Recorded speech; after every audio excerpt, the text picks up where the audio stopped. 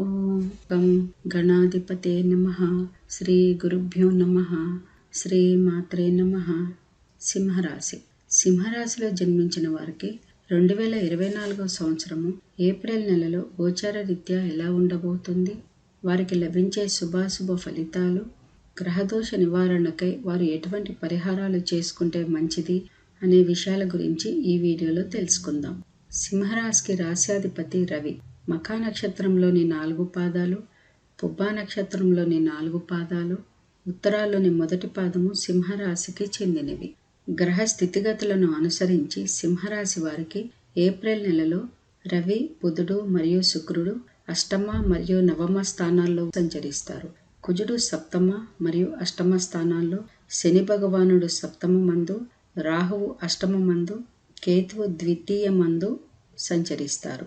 సింహరాశి వారికి ఏప్రిల్ నెలలో చాలా వరకు మిశ్రమ ఫలితాలే గోచరిస్తున్నాయి. ధనానికి, ఆదాయానికి ఎటువంటి లోటు ఉండదు. అయినప్పటికీ సంపాదించిన డబ్బు చేతిలో నిలవదు. భాగ్యంలో సంచరించే గురువు మొత్తం మీద శుభ ఫలితాలనే ఇస్తాడు. వ్యాపారస్తులకు బాగుంటుంది. కొత్త వ్యాపారాల్లో పెట్టుబడులు అనుకూలిస్తాయని చెప్పొచ్చు. ఉద్యోగ ప్రయత్నాలు చక్కగా కలిసి వస్తాయి. వివాహాది శుభకార్యాల్లో పాల్గొంటారు. ధనం ఇచ్చిపుచ్చుకునే విషయంలో అత్యంత జాగ్రత్తగా ఉండాల్సి ఉంటుంది.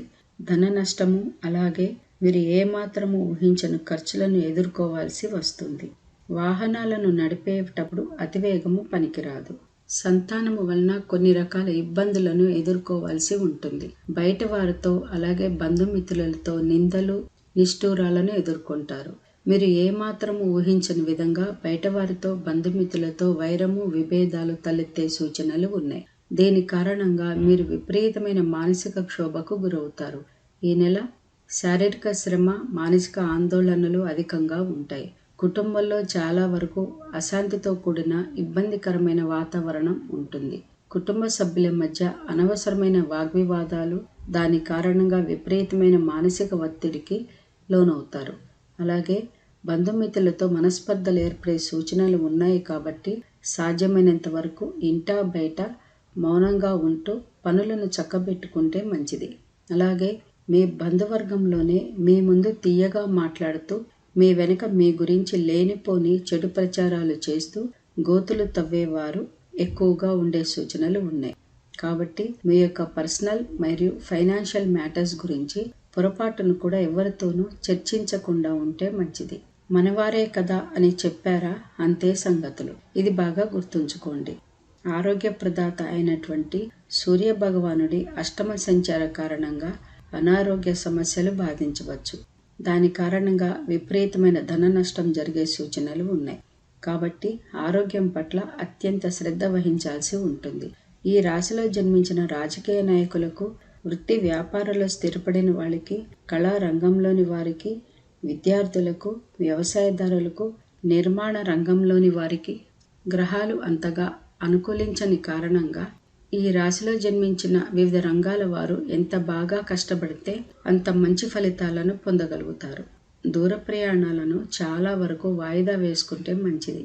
ఈ నెల మీ మీద లేనిపోని అపనిందలు మోపేవారి సంఖ్య అధికంగా ఉంటుంది. కాబట్టి అటువంటి వాటిని ఏమాత్రము పట్టించుకోకుండా, కృంగిపోకుండా ధైర్యంగా ఎదుర్కొంటూ మీ పనులను చేసుకుంటూ పోతే సరి. కొంతకాలం తర్వాత మీ మీద నిందలు మోపిన వారే, బురద చల్లిన వారే సిగ్గుతో తలవంచుకుంటారు. ఈ నెల అష్టమ రాహు కారణంగా అనేక రకాల ఇబ్బందులు ఎదురవుతాయి. రాహుగ్రహ దోష నివారణకై ప్రతి నిత్యము ఓం దుం దుర్గా మాతాయై నమః అంటూ 11 సార్లు లేదా 27 సార్లు ఈ మంత్రాన్ని జపించినట్లయితే రాహుగ్రహ దోష నివారణ లభిస్తుంది. అలాగే మంచి ఫలితాలను పొందగలుగుతారు. ప్రతి ఉదయము స్నానం ఆచరించి ఓం భాస్కరాయై నమః అంటూ సూర్య భగవానుని భక్తి శ్రద్ధలతో ప్రార్థించినట్లయితే ఆరోగ్య ప్రదాత, అలాగే అష్ట ఐశ్వర్యాలను కలుగజేసే ఆ సూర్య భగవానుడు మీకు సకల శుభాలను ఇస్తాడు అనడంలో ఎటువంటి సందేహము లేదు.